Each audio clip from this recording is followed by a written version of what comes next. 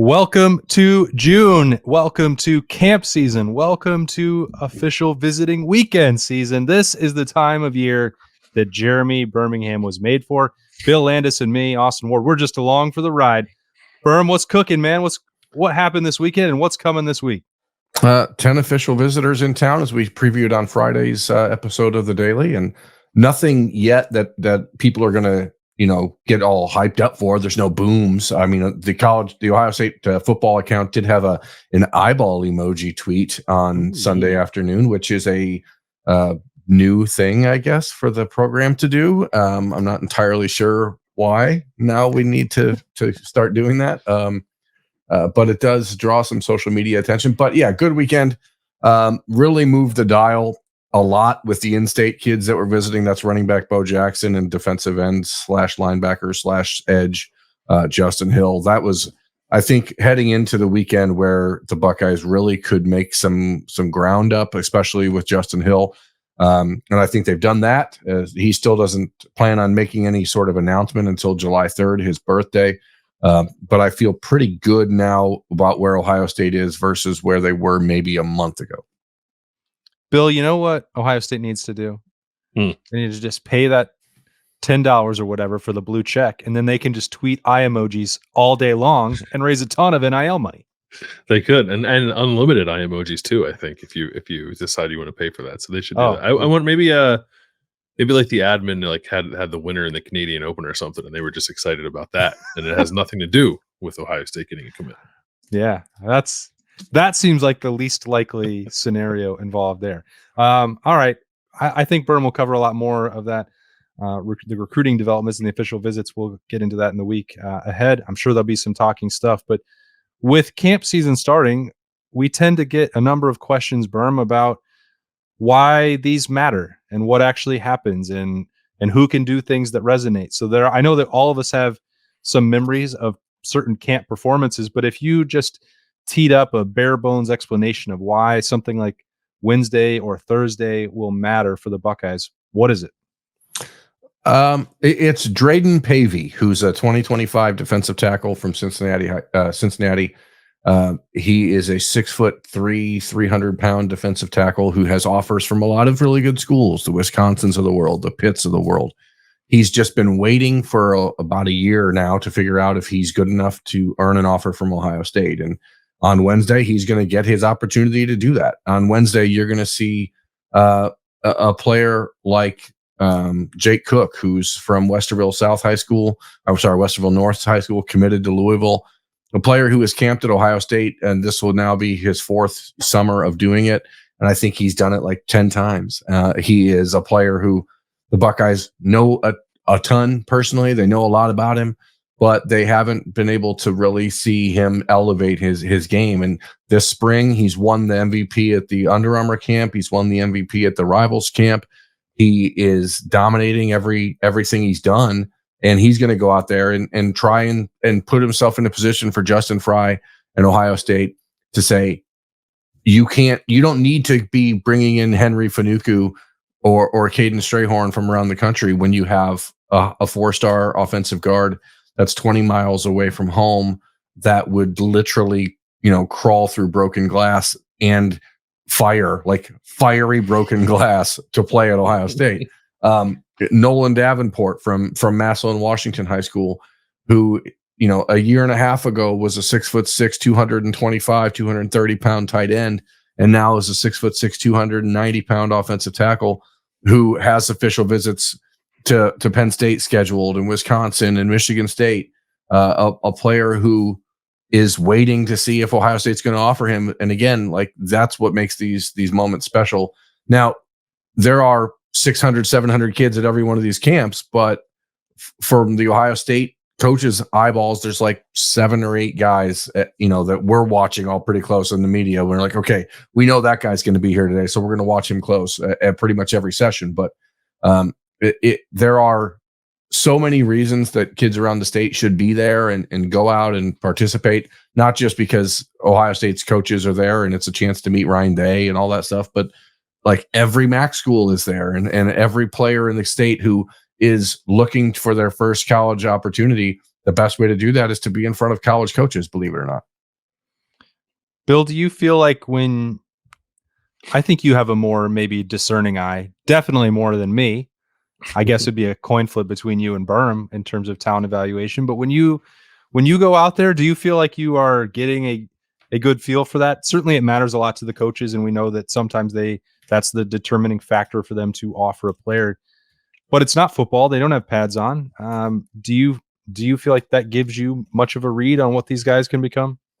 I mean, it gives you some read. I don't know. It doesn't give you the full picture, I guess, especially with the linemen. Like I think, receivers and DBs for the most part, what you see when they're not in pads is probably about what you're going to get when they are in pads. Obviously, they're not tackling, and you can gauge their sort of willingness to be a physical player once they are tackling, once they are in pads. But I think those positions, to some extent, quarterback and maybe running back and linebacker, you can get a pretty good feel for things. Lineman is more tricky. Like I always find it very funny when we're watching offensive and defensive linemen one-on-ones, like the defensive linemen take their shirt off and like give the offensive lineman literally nothing to grab onto or like to engage with as they're trying to block them, and then the defensive linemen celebrate like they did something special. So like you have to take some of that stuff with a grain of salt, I think. But it's an excellent field, I think, for just gauging, pure athleticism, movement ability,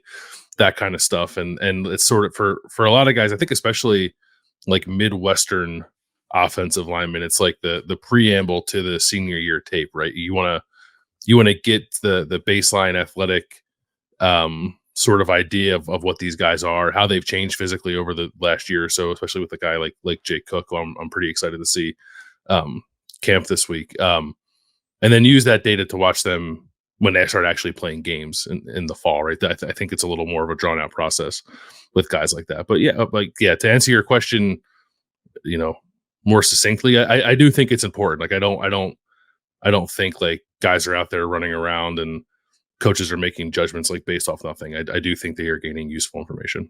Yeah, you get a trio of things. You get measurements, which is very, very important because so oftentimes around the country, you look at someone's recruiting profile and it says they're 6'4" and they're really 6'1.5" or 6'2".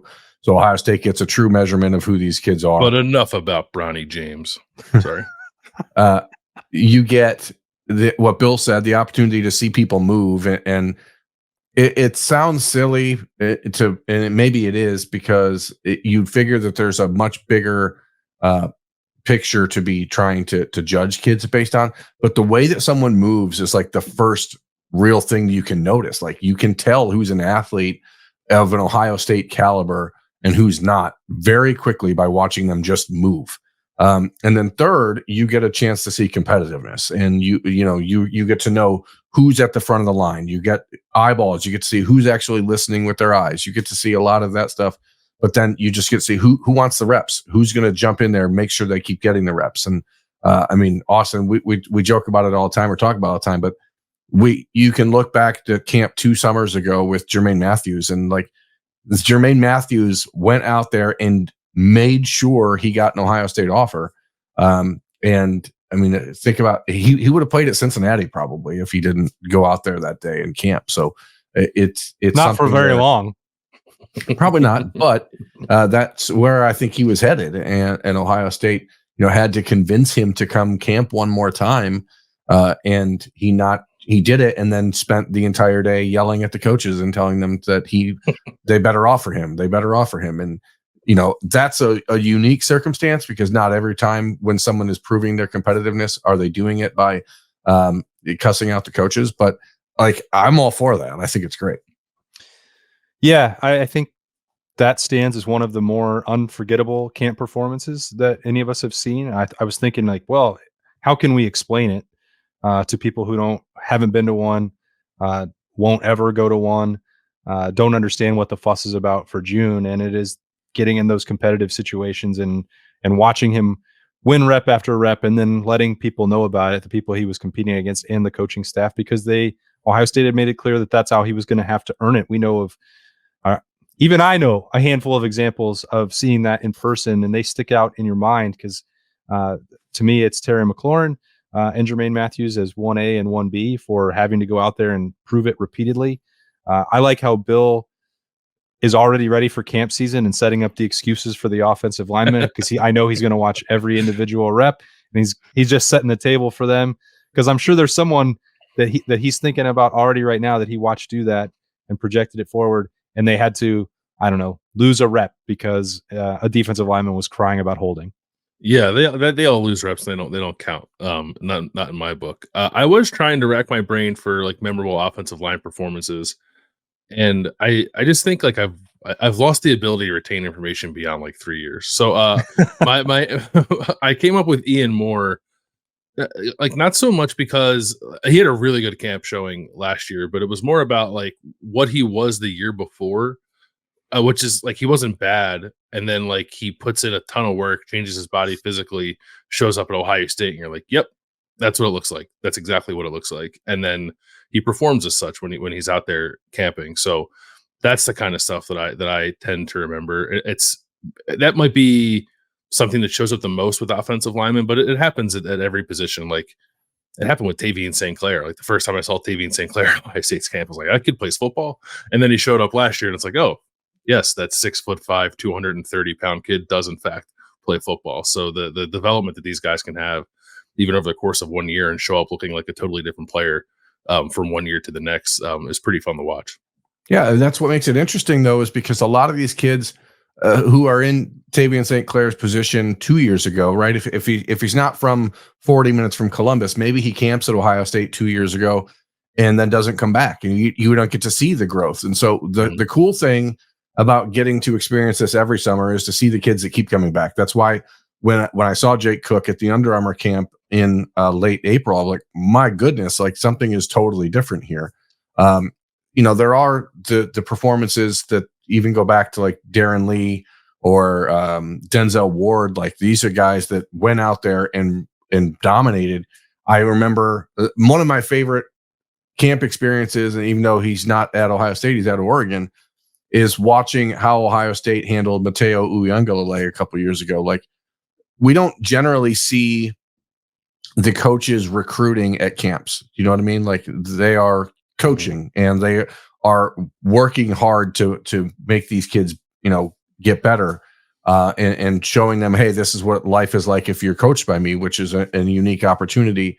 And another reason that camps are so valuable. But when we saw Mateo 2 summers ago, and Larry Johnson and Ryan Day and the entire, all of Larry Johnson's assistants, everyone had him on the indoor, and Ryan Day's like, we can't let him leave. We're like, he needs to stick around. Like he might be better than what we have currently on our defensive line.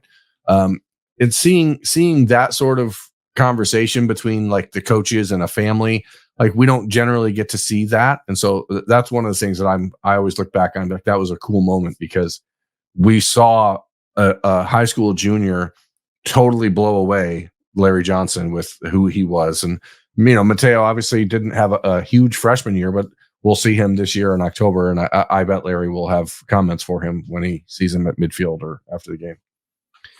My favorite part of camp season is when I go and just watch Ryan Day observing the quarterbacks and trying to ignore his own son, who is starting to get more interest. As you talk about somebody who comes year after year, we've been watching RJ Day throw in these camps for like 6 years. Hey, picked up an offer from Toledo on Friday night.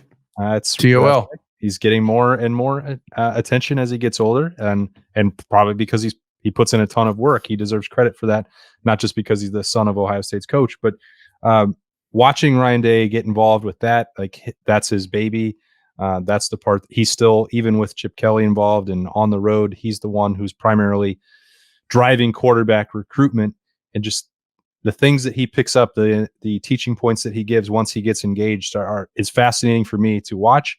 I'm a simpleton. The only thing I can really hope to evaluate is if a quarterback threw a good football or not.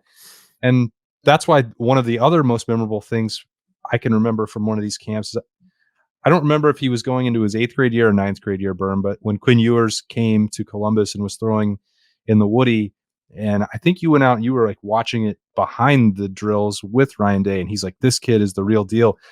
And I was like, he can barely throw it 10 yards. How does he know? He's a freshman in high school. This is I don't understand what he was watching. He was right. I mean, Quinn Ewers was one of the best prospects that anybody had seen, but it's truly wild to me that he's able to make that assessment at such an early point, and it was correct. Yeah, that was heading into his freshman year. And that was the same day where Dwan Mathis, who was Ohio State's initial 2019 commitment from Michigan, was there camping. And Ryan was, again, I was talking to him. And he said, "This kid here is the best quarterback here." And I'm like, okay, whatever. Like, again, he didn't have any of the Quinn Ewers like swagger we know he has now. So it was pretty funny. But it was a really good camp group, and he blew him away.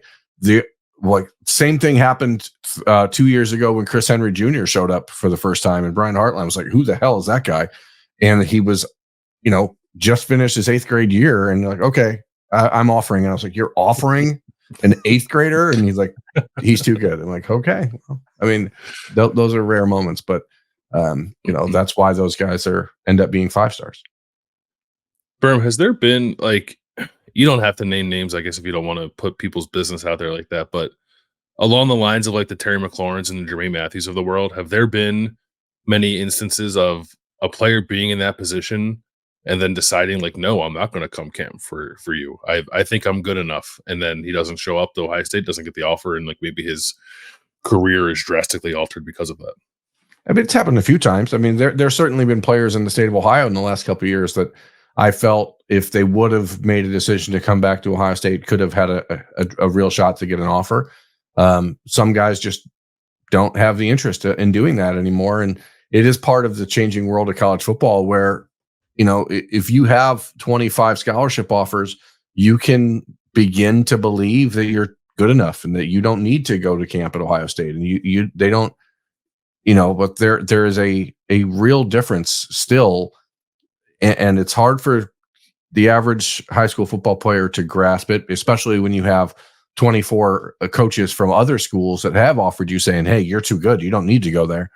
Even like that are trying to convince these kids that there is no discernible difference between Ohio State and their program, but there is still a marked gap between Ohio State and pretty much everyone else in the country. And it doesn't happen a lot because the Ohio State coaches are really good at what they do.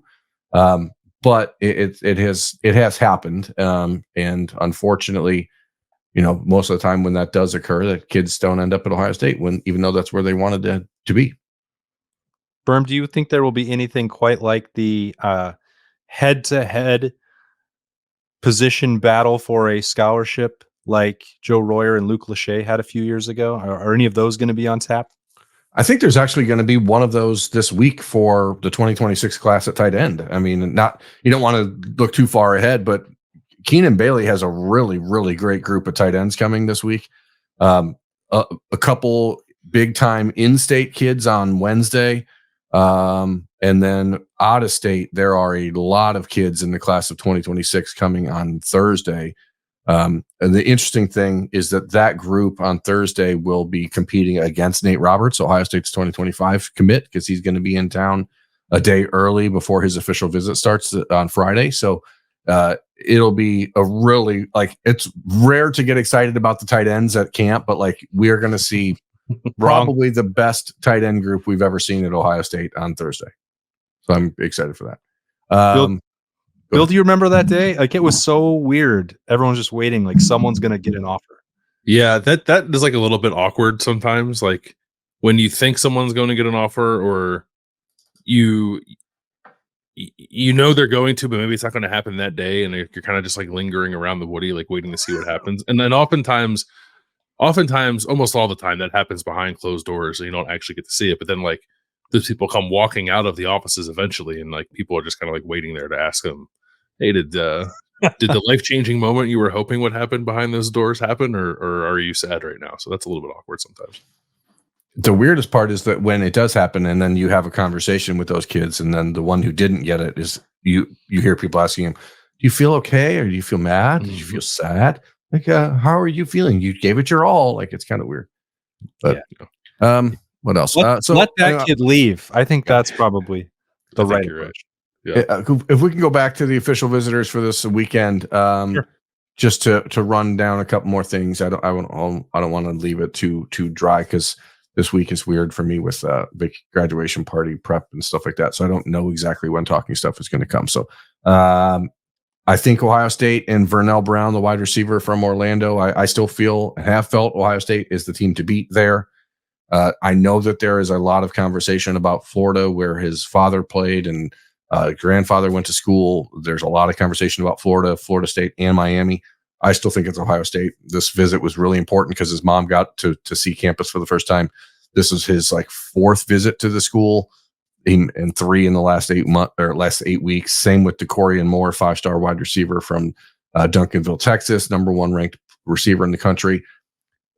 I'm not willing or ready or able to jump into he's definitely picking Ohio State boat yet, but the people who continually talk and say Ohio State is out of it and it's just Texas and Oregon, I can't for the life of me fathom what would make you say that when a kid has visited Ohio State 3 times in 7 weeks. That's just weird. Mm-hmm.